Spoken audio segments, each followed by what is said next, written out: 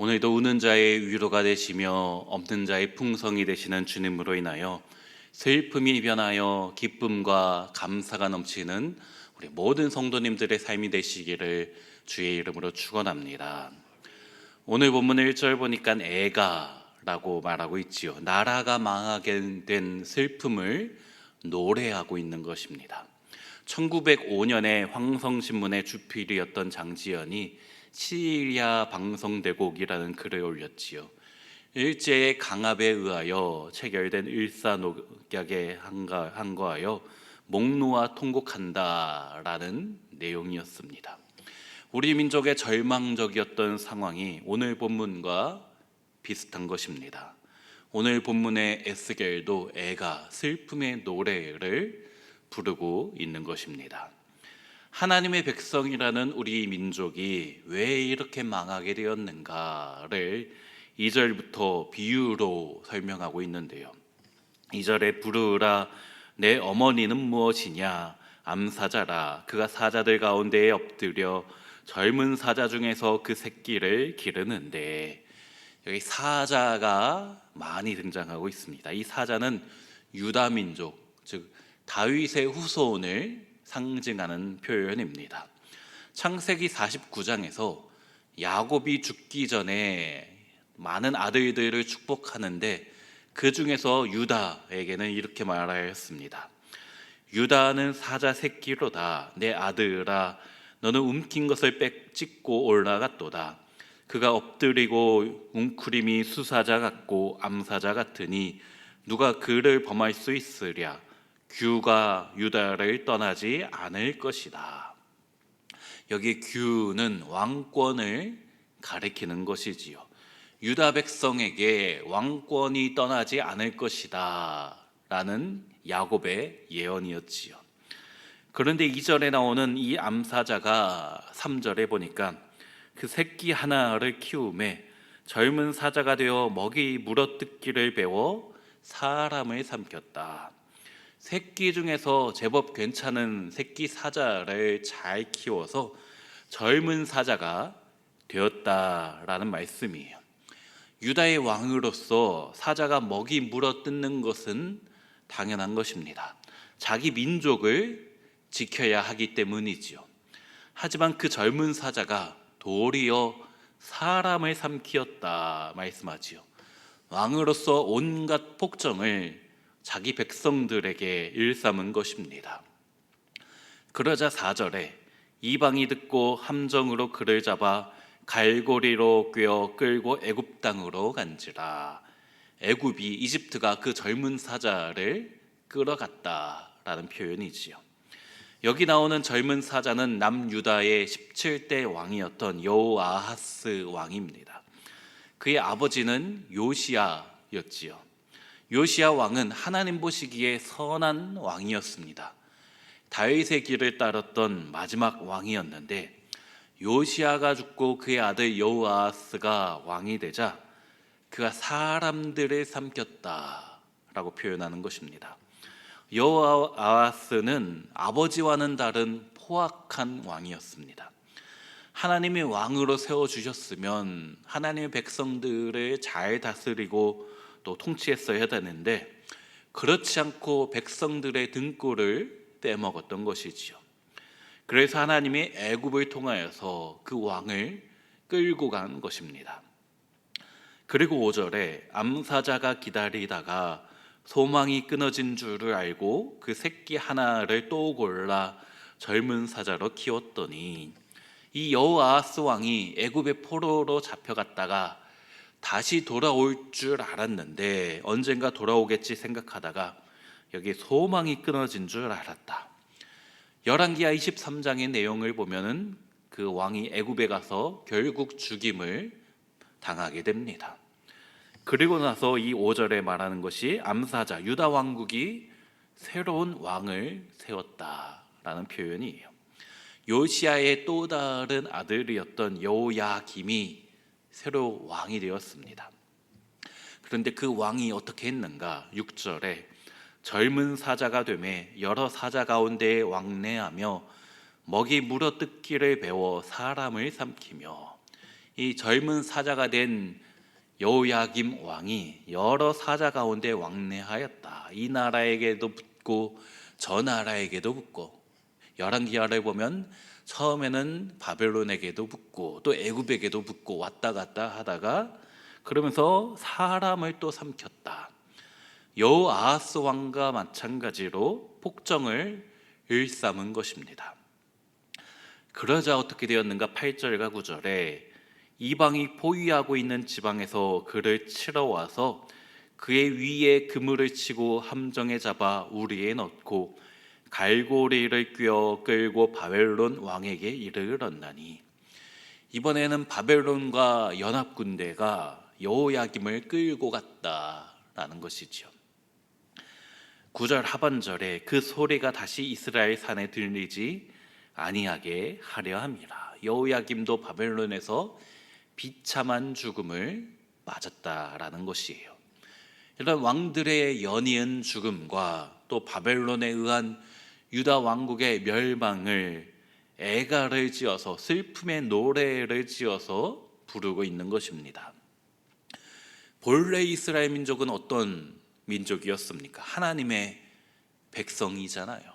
10절에 내 피의 어머니는 물가에 심겨진 포도나무 같아서 물이 많으므로 열매가 많고 가지가 무성하며 그 가지들은 강하여 권세 잡은 자의 규가 될 만한데, 그 하나의 키가 굵은 가지 가운데에서 높았으며 많은 가지 가운데에서 뛰어나 보이다가, 과거에는 이랬다라는 표현인데요, 이스라엘은 물가에 심겨진 포도나무로서 가지도 무성했었고 열매도 많이 맺었어서 세상을 다스리며 하나님께 인도하는 권세 잡은 왕으로서 이스라엘의 또 유다 왕국이 그렇게 살아야만 했습니다.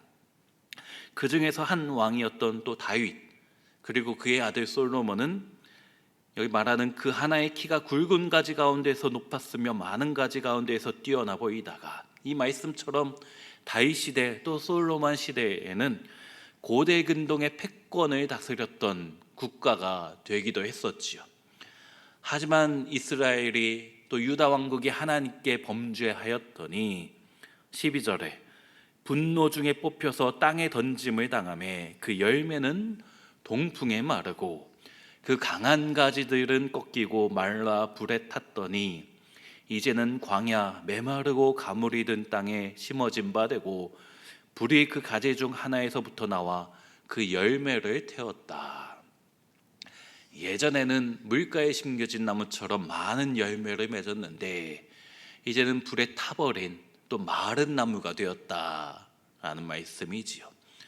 그래서 14절에 불이 그 가지 중 하나에서부터 나와 그 열매를 태우니 권세 잡은 자의 규가 될 만한 강한 가지가 없도다 하라. 이것이 애가라. 후에도 애가가 되리라. 더 이상 왕으로서 권세를 나타낼 만한 사람도 없게 되었다라는 것이에요. 그리고 마지막에 이것이 애가라. 후에도 애가가 되리라. 지금 당장도 슬프지만 미래가 전혀 보이지 않아서 더 이상 아무런 소망이 없어서 나중에도 애가 슬픔의 노래를 부를 수밖에 없다라는 말씀을 하는 것이에요.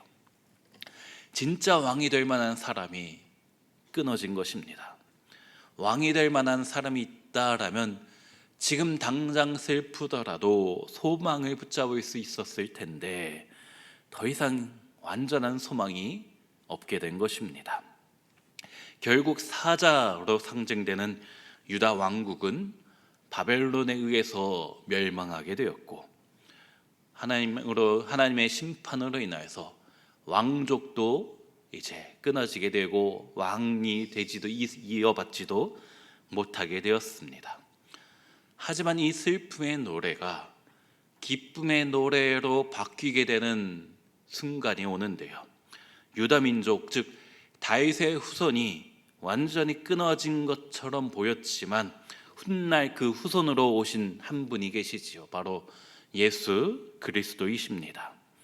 그 예수님을 따르는 사람들 역시 한때 슬픔의 애가를 부를 수밖에 없었습니다. 십자가에서 그분이 죽으셔서 실패하고 패배한 것처럼 보였기 때문이지요. 하지만 이 십자가의 애가는 후에도 애가가 되는 것이 아니라 기쁨으로 변하게 되었습니다. 그분의 부활로 가능하게 된 것이지요.